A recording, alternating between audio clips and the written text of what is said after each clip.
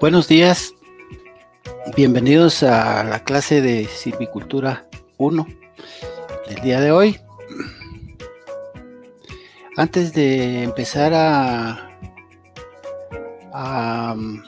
discernir sobre el tema del día que nos corresponde, quiero hacerles un anuncio muy importante. Esto es referido a la entrega de zonas, el examen final y la entrega de cuadros oficiales a control académico. No sé si han escuchado, pero la forma en la que ahora vamos a entregar los cuadros oficiales no corresponde a las veces anteriores.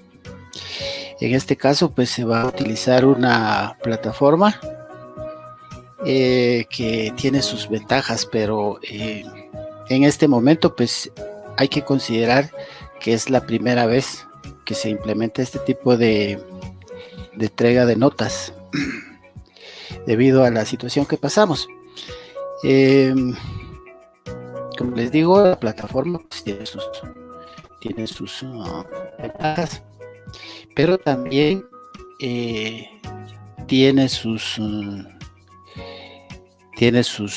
no le gusta la música. A Yehud siempre me protesta por la música, pero un poquito de música, no hay que ser tan tristes, hombre. Si tampoco es velorio, ¿va? Les decía que la plataforma tiene algunas ventajas, pero también tiene, vamos a decir, algunas limitaciones que con el tiempo, según nos han dicho, se van a superar, porque la idea es de que ustedes puedan ingresar en cualquier momento a la plataforma y puedan ver sus zonas conforme se van desarrollando las notas a nivel del curso, es decir, se va realizando una actividad y ustedes inmediatamente pueden ver la nota que se les asignó. Pero para que lleguemos a ese momento va a pasar un tiempecito, pues. Y ahorita como está a nivel de piloto, entonces tiene algunas limitaciones que nos han informado que más adelante no las van a tener. Para mí son dos limitaciones muy importantes. La primera es que no permite asignar decimales. Entonces imagínense ustedes que ustedes tengan en un examen parcial la nota, vamos a decir 13.40. Si yo ingreso 13.40, automáticamente me va a colocar 13. ¿Y qué pasó con ese 0.40? Que por supuesto, desde mi punto de vista, yo nunca podría quitarles 0. Algo, aunque sea la décima, centésima o milésima que tengan, yo jamás se los voy a quitar de esa manera. Entonces, en este curso, yo no sé cómo lo van a plantear los demás profesores. Yo les compartí mi idea y les pareció bien en la coordinación y todo, pero no sé si lo van a poner ellos en práctica, pero eso no es lo que más me importa a mí. Lo que me importa es cómo lo voy a hacer yo. Entonces, lo que vamos a hacer es lo siguiente. Siguiendo con el ejemplo de 13.40 de su examen parcial, yo les voy a colocar la nota entera, es decir, 13. Y ese 0.40, igual que los decimales de las demás actividades, las vamos a sumar. Y esas las vamos a adicionar a la nota del ensayo. Por lo tanto, la nota que ustedes tienen del ensayo será menor a la que yo les voy a presentar. Pero eso es porque yo les voy a sumar los decimales que tienen en las demás actividades de tal manera que no pierdan ningún decimal. Al final, ¿qué pasa cuando yo llego, por ejemplo, al ensayo y el ensayo vale 10 y por ejemplo llegan a 8.1? Si llegan a 8.1, yo no les voy a poner 8 y les voy a quitar el 0.1, sino que les voy a poner 9. ¿Está bien? De tal manera que, bueno, así está el sistema y creo que lo voy a aproximar al inmediato superior. De esa manera me evito yo el asunto de que ustedes pierdan unas décimas de punto, que ya sumadas pueden ser pues 1 punto o 3 puntos, no lo sé, depende los decimales que tenga cada actividad. Entonces, esto es para que al final, si ustedes les aparece en el ejemplo que yo les digo, les aparece solo 13 en lugar de 13.14, porque ustedes ya saben su nota del parcial, no vayan a empezar a reclamarme y mis puntos 14, porque lo estoy explicando, ¿va? O sea, está sumado en la actividad del ensayo. Entonces, teóricamente no me tendría que aparecer alguien, a menos que no haya estado en la sesión de clase o no se haya enterado, que después aparezca con que está reclamando sus decimales. Entonces, esa sería una de las desventajas y lo vamos a soslayar de esa manera, ¿verdad? Lo vamos a solventar de esa manera. La otra es de que los cuadros ahí que aparecen no permiten que yo se los traslade a un Excel, por ejemplo, o que lo descargue de alguna manera, no es posible todavía. Esa es otra de las cosas que tienen que mejorar conforme vayan instalando. Esta plataforma va a quedar de una vez instituida. Lo único es que la tienen que mejorar, los encargados de eso, ¿verdad? Pero mientras tanto nosotros tenemos que ver cómo se hace lo justo, por lo menos de mi caso, cómo es lo justo, lo que han ganado, eso es lo que van a tener. Pero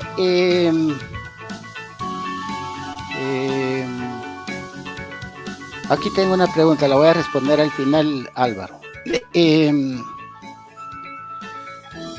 Entonces lo que voy a hacer es que le voy a tener que tomar una fotografía, varias fotografías a la pantalla donde está la zona, para que ustedes puedan buscarse ahí y ver la nota que tienen asignada en cada una de las actividades y la sumatoria total de su zona, ¿verdad? Entonces, estas serían las dos cosas básicamente que vamos a cuidar de no cometer errores en la acumulación de la zona. Como el examen final, esto está relacionado. Álvaro me pregunta, lo voy a compartir. ¿Cuándo podemos ver la nota de la exposición? Dice, entonces yo les voy a presentar todo el cuadro ya completo de la exposición. Recuérdense que hoy teníamos la comprobación de lectura, pero quería informarles esto realmente. Entonces cambiamos, porque es muy importante, ¿no? Porque si no se hace, pues puede haber alguien que reclame su zona y tiene derecho a hacerlo, por supuesto, todos tenemos derecho de solicitar, ¿no? Y de pedir. Pero ahora ya sabemos de que eso está acumulado ahí, entonces si usted hace sus cálculos y todo, le tiene que dar lo que a mí me dio. Entonces, vamos a presentar todas las notas de exposición. Ya cuando tengamos el miércoles va a ser la comprobación de lectura, es la última actividad. Esta es la última clase que vamos a tener. El día miércoles únicamente es la comprobación de lectura, segunda comprobación de lectura, y el día viernes pues no vamos a tener actividad de clase, porque les voy a dar un chance para que se pongan a estudiar, porque ya el lunes comienzan los exámenes finales, y entonces considero que ya hemos abarcado lo que, con lo que veamos hoy, abarcamos lo que necesitábamos ver en este curso para poder continuar con Silvicultura 2, primero Dios, el próximo año. Entonces, esta es la información que les tengo por el momento. Vamos a pasar a ver la última clase, que se refiere es la 8ª unidad. Con esto concluimos nuestro programa. Y vamos a ver lo que se refiere a forestería comunitaria. Si hay alguna duda, me pueden escribir, me pueden llamar, o cualquiera de los medios que tenemos para comunicarnos, lo pueden hacer, y con mucho gusto yo les voy a resolver lo que ustedes quieran preguntar. Bueno, la unidad 8 se refiere a forestería comunitaria. No sé si algunos o la mayoría han escuchado sobre forestería comunitaria, eh, pero vamos a conocer hoy cuál es el impacto que realmente ha tenido la forestería comunitaria, cuáles son las perspectivas, la visión que tiene la forestería comunitaria y, por supuesto, cuáles son los resultados que ha dado la forestería comunitaria. Yo creo que es un modelo de desarrollo forestal sostenible que va a ir avanzando si es que se le permite políticamente, estratégicamente, en cuanto a la expansión del modelo de forestería comunitaria. Pero vamos a ver entonces qué es exactamente forestería comunitaria. El término forestería comunitaria incluye tanto los sistemas colaborativos, es decir, actividades forestales practicadas en tierras que tienen alguna forma de tenencia comunal y requieren una acción colectiva, como las pequeñas explotaciones forestales, o sea, las actividades forestales practicadas por pequeños productores. Entonces, la forestería comunitaria es aquel trabajo colaborativo que tiene una comunidad. Esta comunidad puede estar integrada en Guatemala como una ECA, no sé si ustedes han oído el término, que es una empresa campesina asociativa, que es una figura que creó el Instituto Nacional de Transformación Agraria para la adjudicación de tierras en algunos lugares del país. O una cooperativa es otra forma de agrupación comunitaria. Entonces, lo que se hace en la forestería comunitaria es que este grupo de personas de una comunidad se ponen de acuerdo de tal manera que puedan realizar actividades forestales en forma comunal, lo cual tiene un respaldo legal porque es aprobado por las leyes del país y puedan hacer un uso sostenible del recurso y además un resguardo de los bosques. Pero vamos a ver más adelante que la forestería comunitaria eh,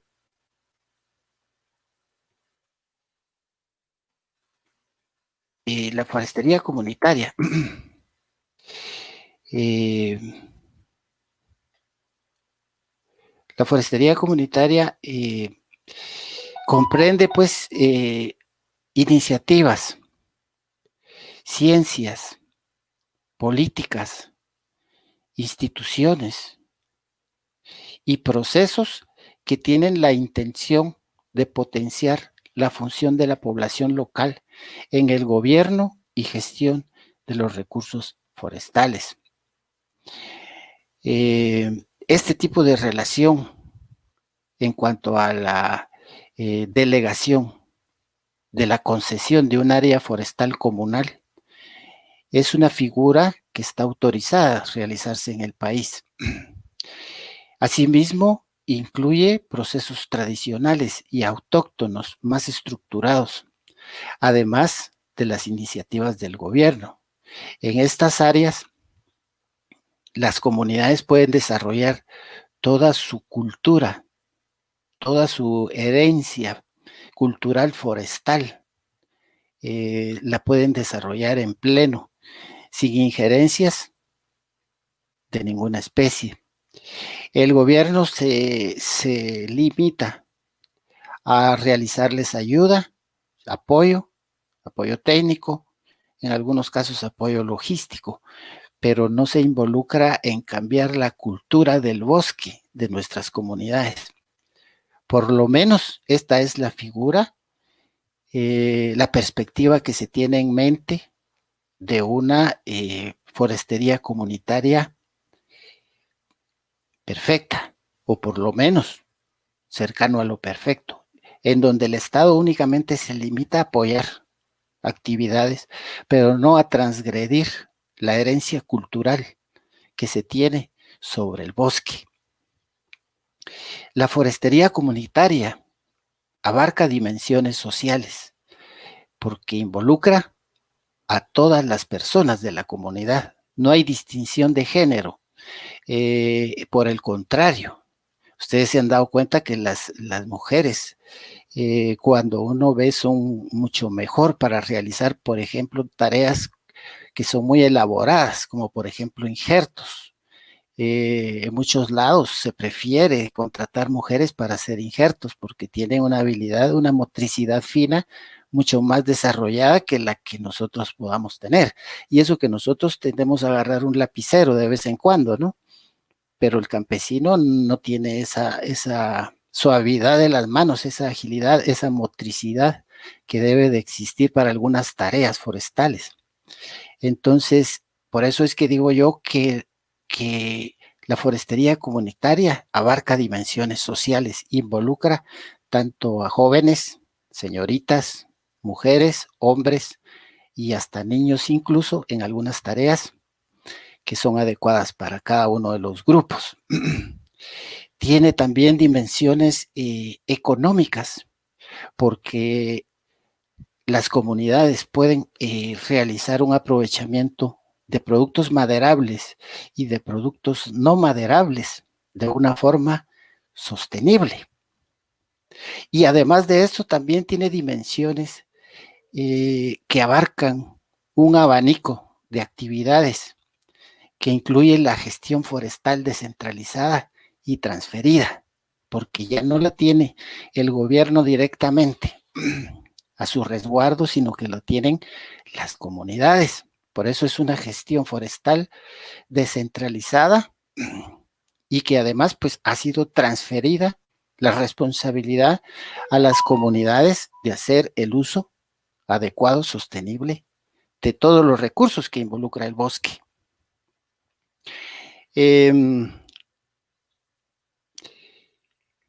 Los pequeños sistemas de producción forestal, las asociaciones entre empresas y comunidades también se promueven porque puede haber un nexo entre ellas mismas para poder no solo transferirse experiencias, sino que también transferirse apoyo en cuanto puede ser en cuanto a reforestaciones, en cuanto a tareas silviculturales. Una comunidad puede apoyar a otra. Esto es muy importante. Entonces hay un vínculo entre las asociaciones, entre las empresas, entre las comunidades, entre las pequeñas empresas forestales y las gestiones de los sitios sagrados, que es muy importante, de importancia cultural para la población autóctona.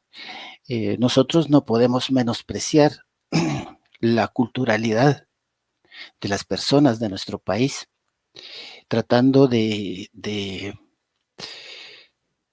invadir su herencia cultural. Creo que esto es un tema que como agrónomos nos debe de interesar y debemos de tener presente. No es a invadir nosotros culturas que nos ha mandado la agronomía. Por el contrario, es a respaldar esa herencia cultural que tienen sobre el bosque. Conocedores de plantas medicinales,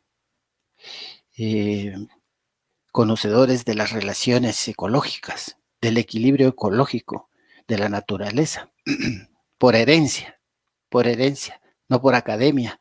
Entonces hay algunas cosas que nosotros vemos en la forestería comunitaria que tiene una tremenda ventaja sobre muchos otros modelos de desarrollo forestal sostenible.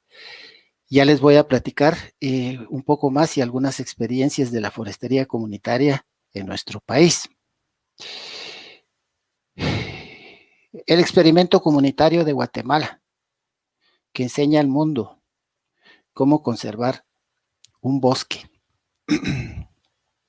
De esto les puedo comentar que hace un poco más de 2 décadas se comenzó un experimento. Realmente era un experimento porque en ese momento las autoridades encargadas de administrar el recurso forestal en Guatemala En mis palabras yo digo se la jugaron, porque como pudo haber sido tentativamente un resultado negativo o positivo, también pudo haber sido un resultado negativo, porque decirle a las comunidades que les vamos a dar en concesión los bosques, posiblemente pudieron haber hecho tal raza, haber acabado con todo, aprovechar hasta donde pudieran, como ha sucedido con muchos otros grupos sociales dentro del país, por ejemplo, los que buscan tierras, se van a buscar tierras a un lado, destruyen todo y luego quieren en otro lado. O tienen, algunos tienen posesiones o hasta títulos en varios lados. Entonces, el experimento en Guatemala, por ser la misma sociedad o el mismo grupo social, iba a ser pues realmente un experimento, tal como digo ahí. Por eso le puse yo ahí el experimento comunitario, porque como pudo haber ido bien, también pudieron haber acabado con todo. Entonces, eso ocurrió hace más de 2 décadas, o sea, hace 20 años, hace más de 20 años. Y el experimento se realizó en la reserva de la biosfera maya. El Estado guatemalteco otorgó en ese momento 500,000 hectáreas de selva en concesión a las comunidades locales. Estaba puesto el juego sobre la mesa, dándole la oportunidad, diría yo, a las comunidades asentadas en el Petén para que tuvieran la oportunidad de apreciar y de demostrar el aprecio cultural que estas personas sí tienen por el bosque, dándoles una cantidad enorme de tierras, que son 500,000 hectáreas. Eh, Se las otorgó en concesión a diferentes comunidades. El día de hoy, ese experimento es un modelo que ha demostrado que es posible detener la deforestación, conservar el bosque y su biodiversidad, pero también otorgar mejores condiciones de vida a las comunidades.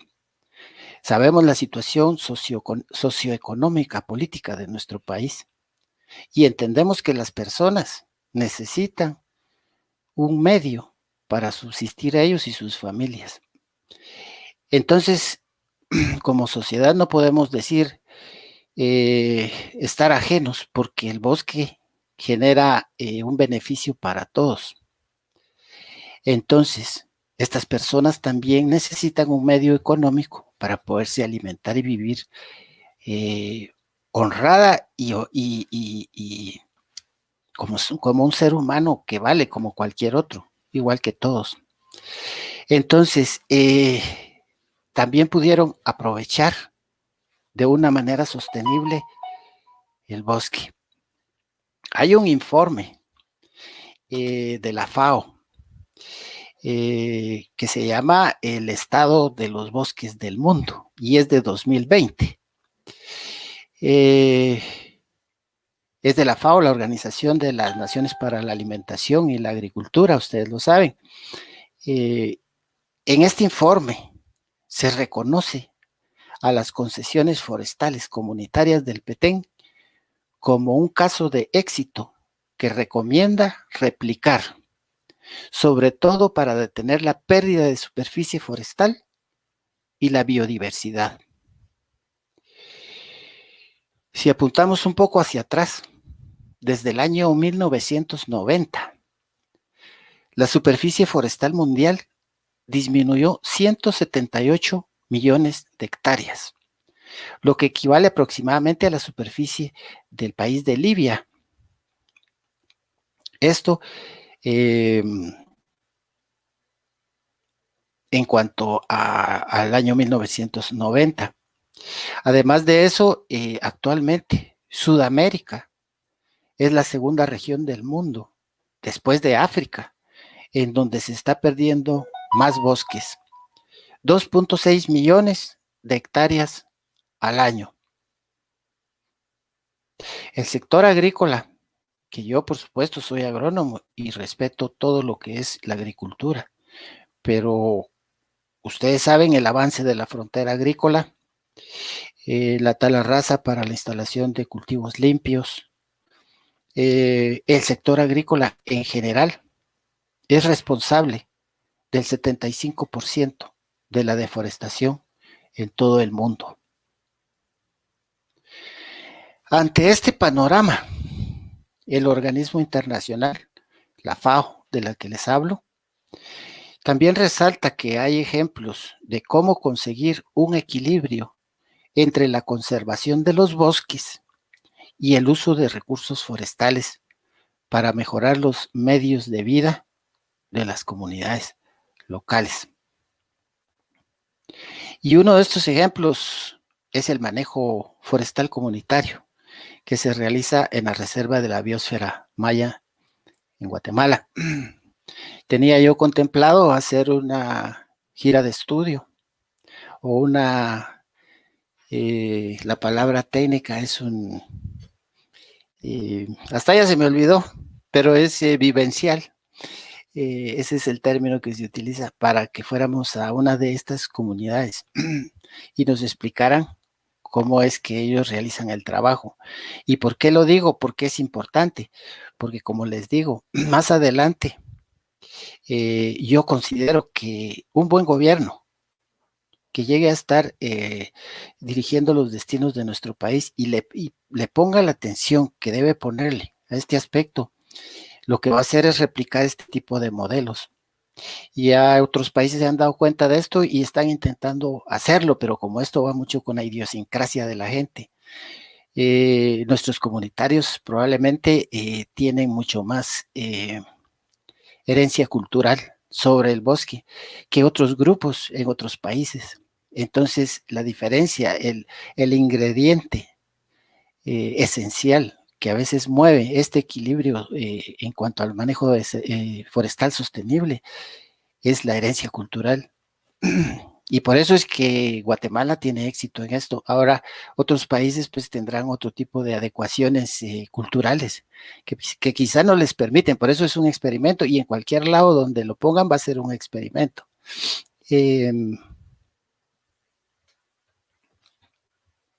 Como les mencionaba, este tipo de desarrollo comunitario, pues, en términos prácticos, se ha convertido en una barrera contra la deforestación.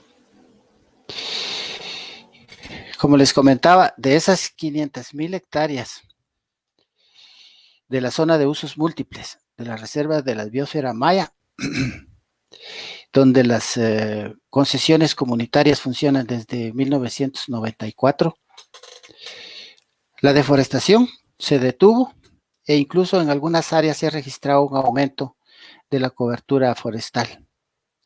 Esto, como les mencionaba, no es algo que yo me lo esté inventando o que alguien me lo haya contado, sino es un informe serio de la FAO. Las concesiones forestales comunitarias pues no se establecieron con el único propósito de que las personas cuidaran el bosque y no pudieran hacer un aprovechamiento sostenible de él. No se establecieron con el único propósito de conservar la biodiversidad, sino que fueron diseñadas para que fueran útiles a múltiples propósitos.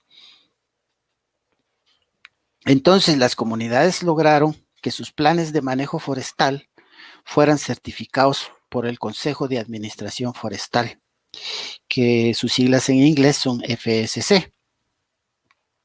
Pero además de eso, cuando se les dio la concesión forestal, pues ya habían algunas áreas que ya estaban degradadas. Y en los bosques ya degradados, la cobertura forestal regresó y se creó una gran cantidad de empleos en la cosecha y en el procesamiento de productos forestales maderables y no maderables.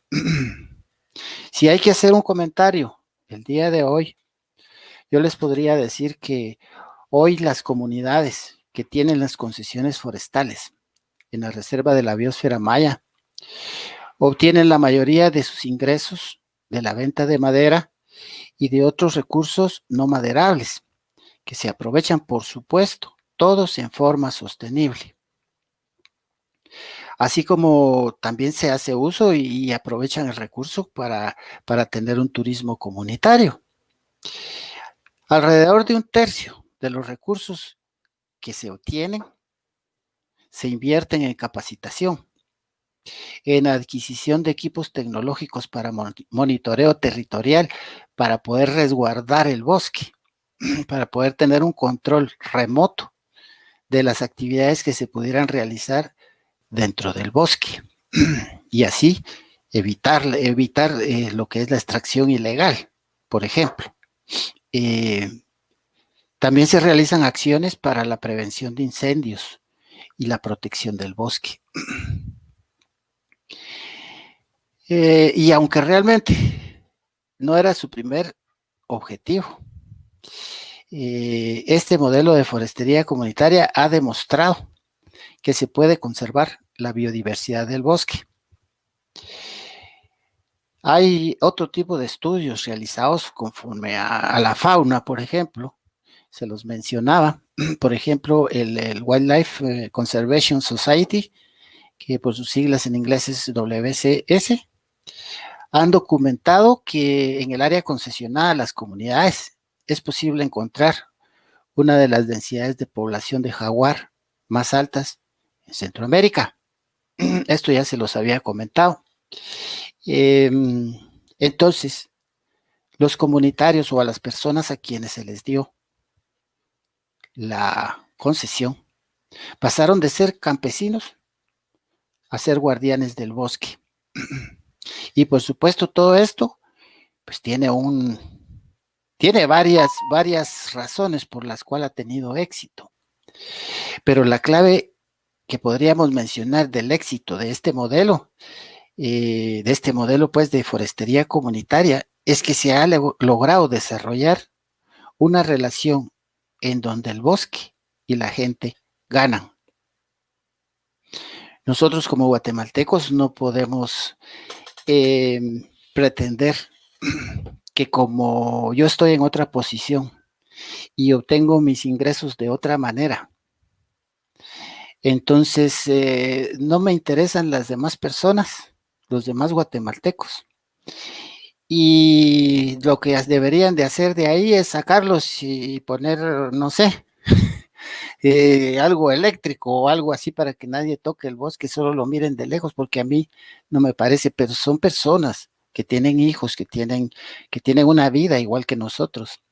Y entonces la solución no era o sacarlos, desalojarlos y todo lo demás, no, la solución era lograr una manera, un modelo en donde tanto el bosque como la gente sale ganando. En países como los nuestros, el bosque va a existir en la medida en que genere beneficios para la gente pobre que vive en la zona. Porque nosotros muchas veces, pues venimos y culpamos a las personas que viven ahí, pero no sabemos que ellos también tienen una necesidad, al igual que nosotros. Entonces, ese modelo tenía que procurar la existencia del bosque, pero si a la gente no le genera ningún beneficio, lo más seguro es que lo bote, lo haga leña y lo meta al fuego. Pero si le va a generar un beneficio, entonces su perspectiva, su visión de lo que es el bosque empieza a cambiar. Porque incluso trayendo lo que es la herencia cultural sobre el bosque, aún así, pues la gente si necesita cocer frijoles, pues va a botar un árbol, ¿no? Pero si, a pesar de tener herencia cultural sobre el bosque, pero si le damos otro tipo de perspectiva, otro tipo de visión, y enseñamos cómo hacerlo, por supuesto, y apoyamos en un buen sentido, como Estado, como gobierno, apoyamos a las personas a que ese modelo también les sirva de sobrevivencia, que les sirva para ganar. Entonces el bosque ya va a obtener un valor mucho más grande que el que tenía antes. Si la gente también participa como un actor en el proceso de conservación y aparte de eso obtiene beneficios, los bosques van a existir. Esa es una de las esencias del modelo de forestería comunitaria del Petén, porque esto también al mismo tiempo lo que ocurre es que reduce la emigración, aumenta las oportunidades laborales y también permite desarrollar proyectos comunitarios para el mantenimiento de carreteras, servicios sanitarios y becas educativas para los niños y jóvenes de las comunidades. En la actualidad, si hablamos ahora de algo de números, las concesiones forestales comunitarias del Petén benefician directamente a 14,000 personas e indirectamente a 30,000. La forestería comunitaria, pues, es una opción cuando se busca disminuir la deforestación. A partir de este modelo, pues, y los resultados que se han obtenido ya más de 20 años, pues nos pueden inducir a pensar que es un buen modelo para disminuir las causas de la deforestación, porque a veces solo queremos resolver los efectos y el problema es de que se siguen dando porque siempre siguen existiendo causas. Y si las causas son socioeconómicas, políticas en el país, pues lo que tenemos que hacer es ir a las causas y tratar de resolverlo de una manera honesta, sin intermediar de una manera abusiva sobre la cultura de la gente, o de imposición de normas que no van de acuerdo al modus vivendi de las comunidades. En cuanto no se salgan de las leyes del país, por supuesto, porque para las leyes sí son para todos. También con esto se logra proteger la biodiversidad, restaurar paisajes forestales y mejorar las condiciones de vida de las comunidades que viven en los bosques. Pero ahora bien, que para poder establecer un modelo de esta envergadura social, económica y política, se tienen que tener algunas condiciones básicas. Y una de las condiciones básicas para que este modelo funcione es la existencia de leyes que reconozcan a las comunidades y que éstas tengan un rol protagónico en el manejo forestal. Entonces es necesario la voluntad política de poder realizar leyes que en realidad vayan a beneficiar a la gente que vive ahí, a la gente que convive día a día con el bosque y que de ahí obtiene su sustento y que él mismo lo protege. Desde donde hay procuración de la biodiversidad, evitando deforestaciones, incendios, plagas que terminen con los bosques. Entonces, estas comunidades a un inicio, o este modelo de comunidad en particular, encontraron pues algunos retos que vencer. El primer reto que enfrentaron las comunidades para desarrollar este modelo fue convertirse de campesinos, ¿verdad? Porque venían de ser agricultores, campesinos, a manejadores del bosque. Aprender a realizar un manejo forestal técnicamente bien hecho.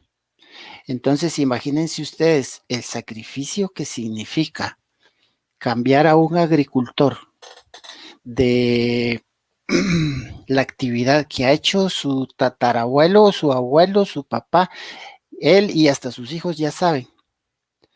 Cambiarlo de actividad para convertirlo en un silvicultor, un manejador del bosque, en un país en donde no le damos la importancia al desarrollo industrial forestal sostenible de los bosques, en donde lo único que ocurre es la tala ilegal y el transporte ilícito, el aprovechamiento ilegal.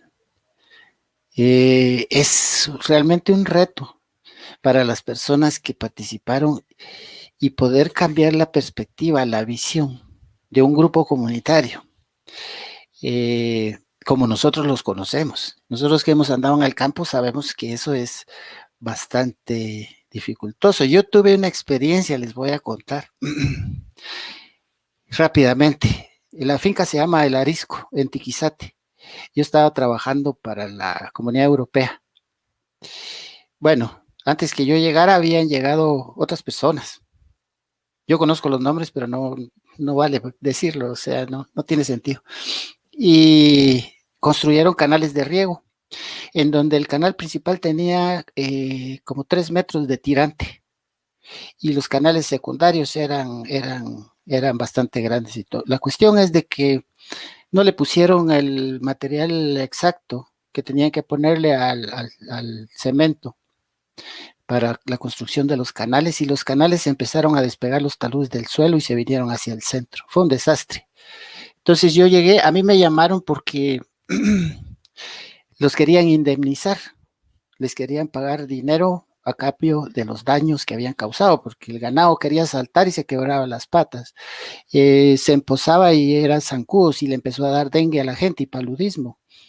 Entonces era una tragedia. Entonces a mí me contrataron para que yo fuera a ver cuánto se le tenía que pagar a cada uno.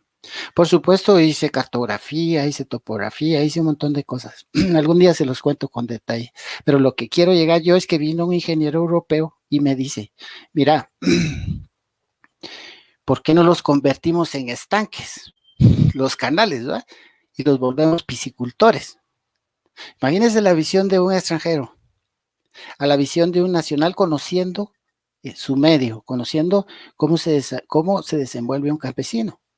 Yo no le puedo decir a un agricultor que se me convierta en piscicultor. O sea, por más que les regale los alevines de trucha o de carpa o de lo que sea, yo no lo voy a poder convencer a él que se me vuelva ahora piscicultor, que antes sacaba repollos o cebollas y ahora va a sacar al mercado peces. Entonces es increíble que las personas que desarrollan este tipo de modelos, como este sistema de concesiones forestales como desarrollo comunitario, eh,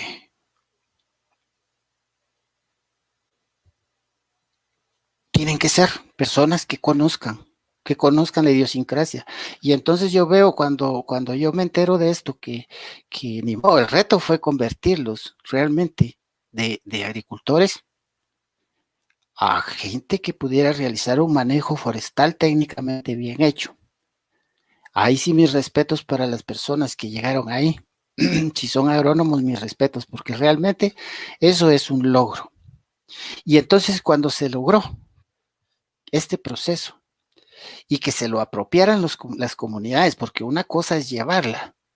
Cuando ustedes llevan tecnología, y eso es un consejo de agrónomos eh, para todas las cosas, cuando ustedes van a incorporar algo, cuando vayan a incorporar algo al campo, a las comunidades, a los campesinos, lo difícil no es írselos a mostrar, y aunque hagan una parcela demostrativa, y miren, esta variedad es mucho mejor, y hace una su parcela demostrativa, y todos miran que le salen unas mazorcas de medio metro, ¿eh?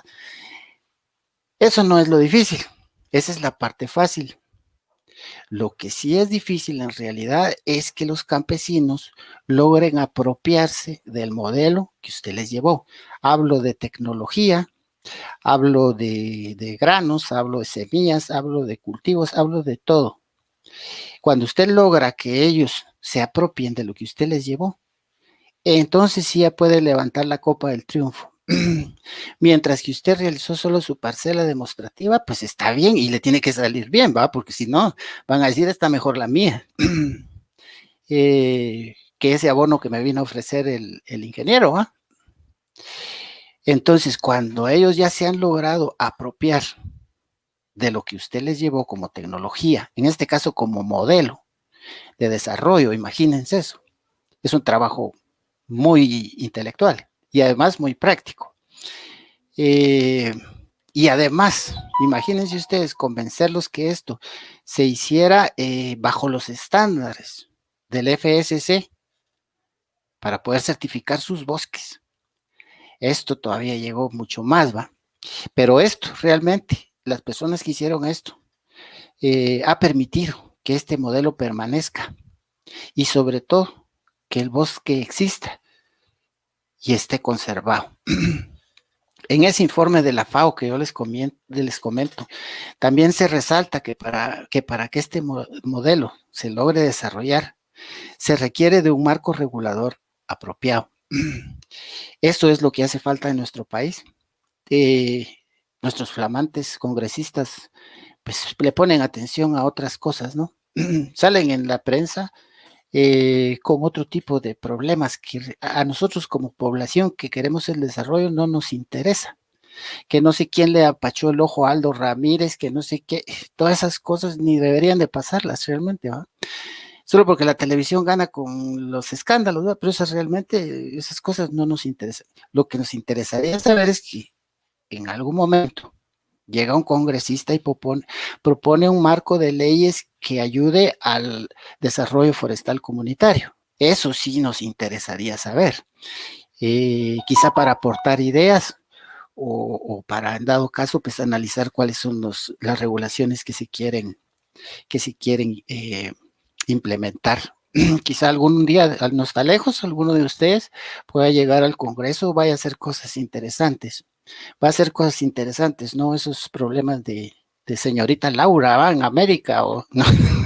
O de la doctora Apolo, ¿va? Ustedes, no, eso no nos interesa. Entonces, en marco regulador apropiado es importante. Otra parte importante es que las organizaciones comunitarias sean fuertes. Por supuesto que se les debe proporcionar también asistencia técnica, se les debe procurar acceso a los mercados, un apoyo institucional y algunos otros incentivos que vayan acordes al modelo que se quiere desarrollar. Eso es lo que deberíamos de hacer o deberían de hacer los que están en el gobierno. Entonces, las concesiones forestales que el Estado guatemalteco entregó a las comunidades tienen un periodo de vigencia de 25 años. Eso es otra cuestión. Las concesiones no son de manera perpetua, sino que tienen una vigencia.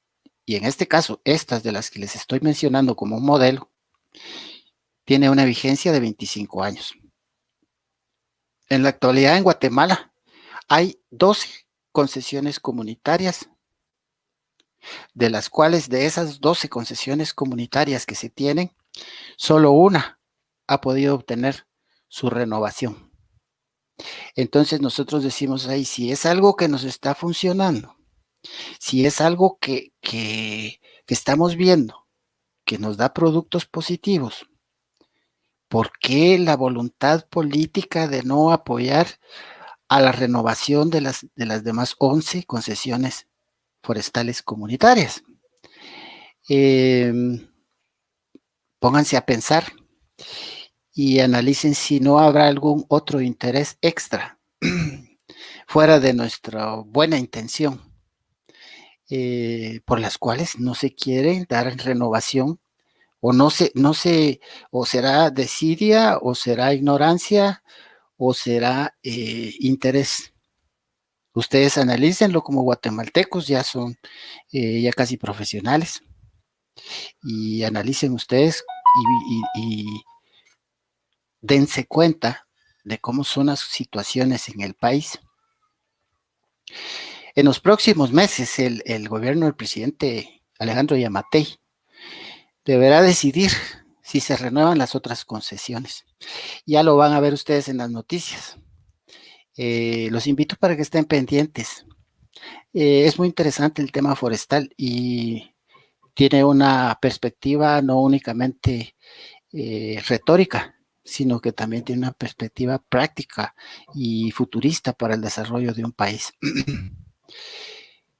Entonces ahora, un gran desafío que ahora tenemos es obtener la renovación de esas concesiones forestales y que se garantice la continuidad del modelo forestal comunitario, o por lo menos habemos algunas personas interesadas en el desarrollo sostenible del país, que queremos que eso pase.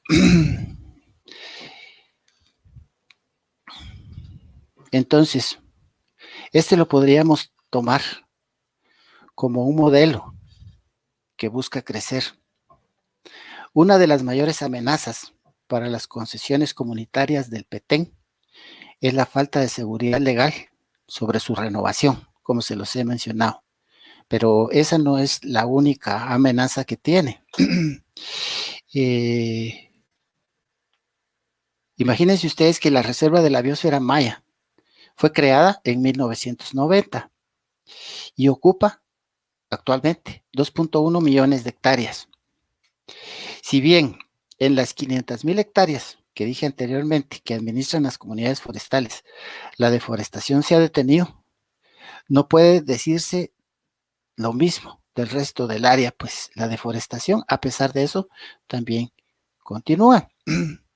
Y en el informe de la FAO, que es actual, que yo se los menciono, ahí se destaca que el bosque que está fuera de las concesiones se encuentra en riesgo constante debido a la tala ilegal, los incendios forestales provocados, la invasión agrícola y la ingobernabilidad relacionada con la presencia del crimen organizado.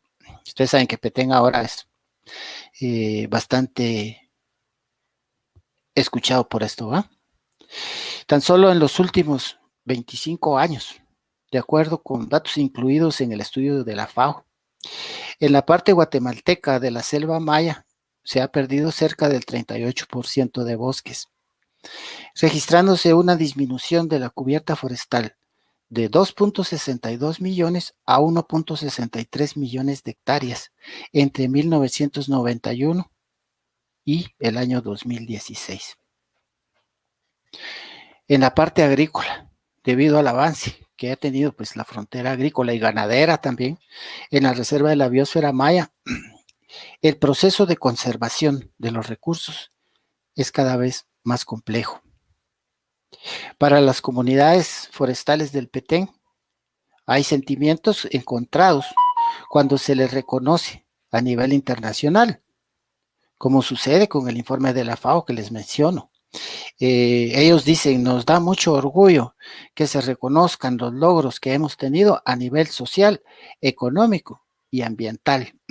Pero por otro lado también, así como hay orgullo, también existe un grado de cierta frustración, porque tenemos que hacer, dicen ellos, una defensa constante del modelo, ya que hay muchos grupos de poder que tienen intereses en la reserva de la biosfera maya. Eso sin lugar a dudas, ¿verdad?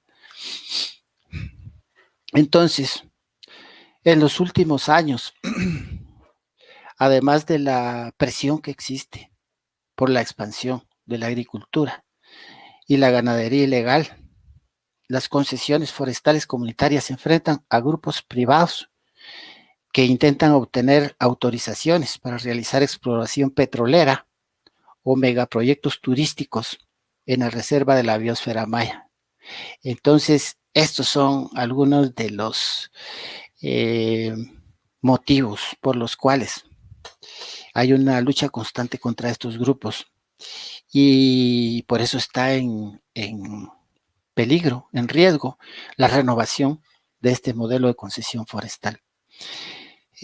A pesar de eso, pues las comunidades que tienen las concesiones forestales no bajan la guardia. Ellos están siempre atentos y siguen trabajando como deben de trabajar.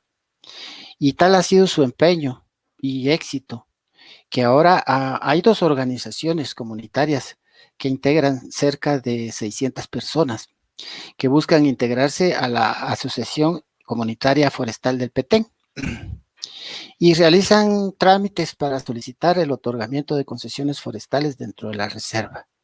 A estos 2 grupos, 2 organizaciones comunitarias, pues ni modo, a ellos están luchando por obtener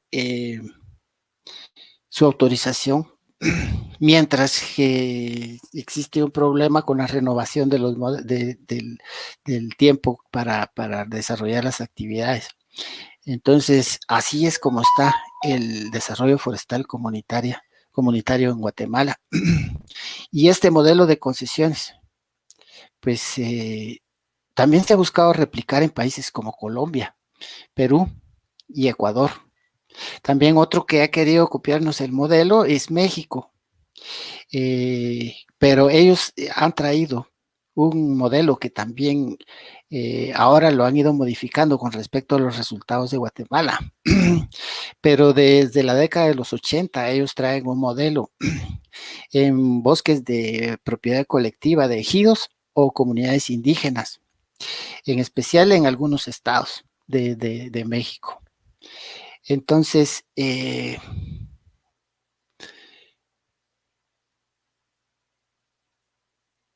quizá me gustaría compartirles,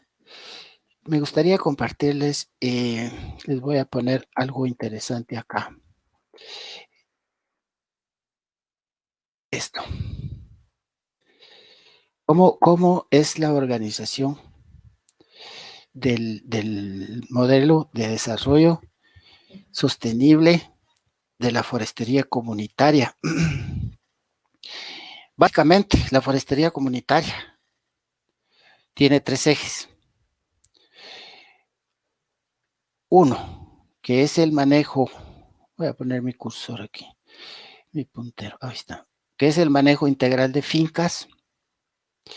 El otro que es el manejo integral del bosque.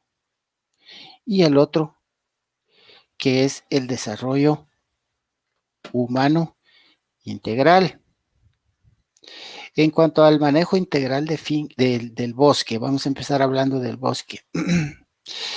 El manejo del bosque debe garantizar su conservación y un aprovechamiento de todo su potencial. Si consideramos pues que el bosque no es solo un productor de madera, sino que también es fuente de diversos bienes y servicios, de los cuales se obtienen beneficios económicos. Dentro de estos podemos contar la madera, la leña, la resina, los productos no maderables, los ecológicos, como el agua, el aire, la fauna, la belleza escénica, y sociales también. Por ejemplo, el ámbito de vida, las condiciones de salud, la educación y la integración comunitaria. En cuanto al desarrollo humano integral, si nosotros consideramos que el fin último de la forestería comunitaria es mejorar las condiciones de vida de la población, se busca el fortalecimiento de las capacidades humanas para conducir sus procesos de desarrollo en forma autónoma.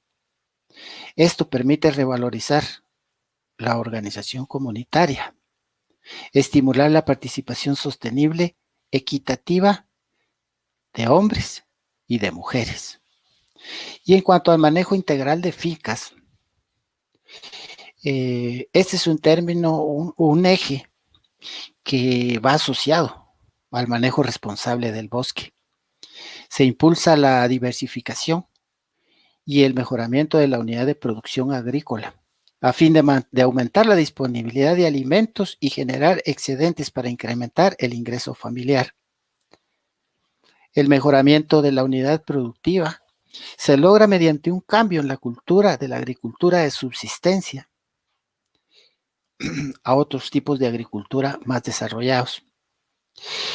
Complementariamente a estos tres ejes que les he mencionado, también se realizan esfuerzos orientados a la gestión de iniciativas para el desarrollo de infraestructura social y productiva que beneficie a las comunidades involucradas. Pues. En este aspecto existe una gran diversidad de posibles proyectos que deben responder a las necesidades identificadas por la comunidad. Recuérdense que cuando nosotros vamos como agrónomos, nosotros no vamos a ir a crear necesidades. Ese es el peor error que hay. Cuando de una institución pública o privada, por experiencia se los digo, van y le crean el problema a la persona. Y realmente en ese caso hay instituciones, por ejemplo, que es cierto, en nuestro país existe un terrible desnutrición crónica y aguda, pero hay lugares en donde no ocurre eso, y aunque sea una aldea, no. Tenemos todas las aldeas de tal municipio, todas están en desnutrición y a todas les aplican lo mismo. Le van a crear un problema. En el caso de los agrónomos también nos pasa lo mismo. Cuando uno trabaja en ciertas instituciones públicas o privadas, eh,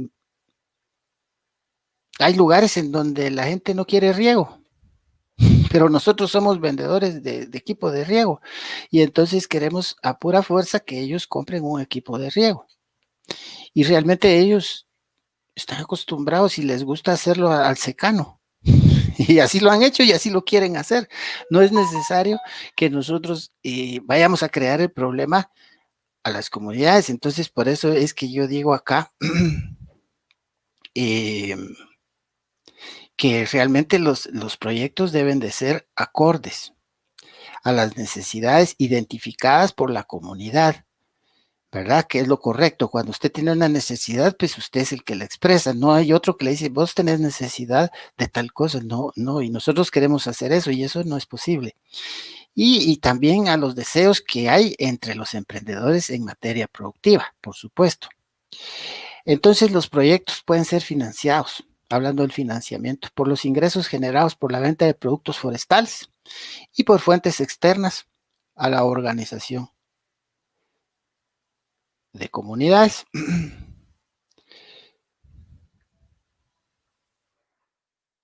Entonces, hay algunos otros ejemplos, como por ejemplo la Asociación de Comunidades Forestales del Petén.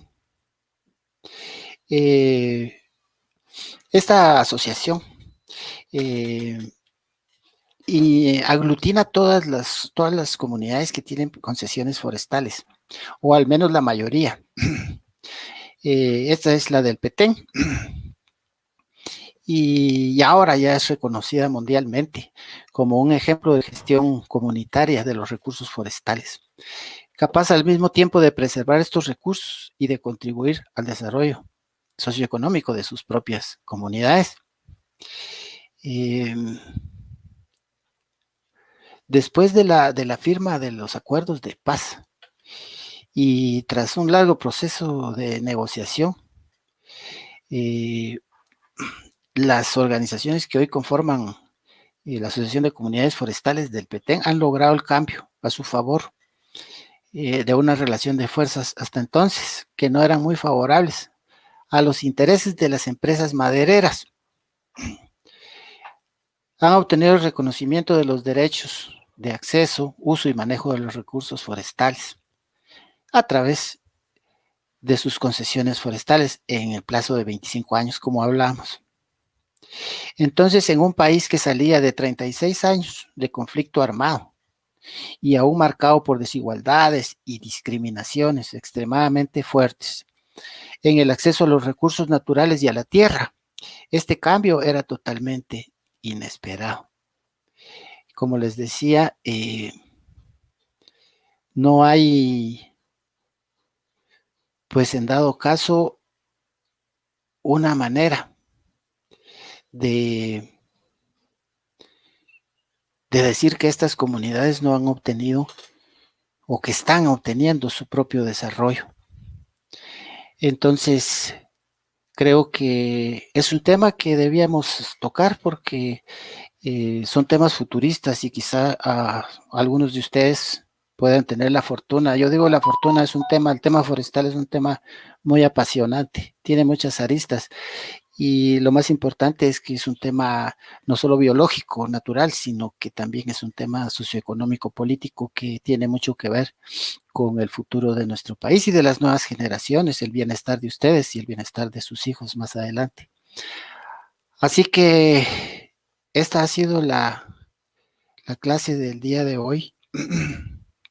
Espero que les haya servido para orientarse. Eh, entonces, Les agradezco mucho el que hayan asistido y el que hayan puesto interés en este tema. Entonces, quedamos con que el día miércoles eh, vamos a realizar la comprobación de lectura, la segunda comprobación de lectura. Y el día de hoy estaríamos concluyendo lo que son las clases. El día viernes, dentro de 8 días, no va a haber periodo de clase, no va a haber sesión de clase. Pues he decidido que es mejor que ese tiempo lo utilicen positivamente para dedicarse, prepararse, a terminar de prepararse, porque ya se deben de estar preparando para los exámenes finales, no solo de mi curso, sino de los cursos que llevan con otros profesores. Entonces, será bueno darles ese espacio para que se dediquen y todo les vaya bien, que es mi mejor deseo para ustedes. Así que, mientras tanto, pues sigan cuidándose porque el virus todavía está activo y traten de orientar y cuidar a sus familias también, que es muy importante. Así que nos vemos el día miércoles con la segunda comprobación de lectura. Les agradezco la atención y muchas gracias y con permiso.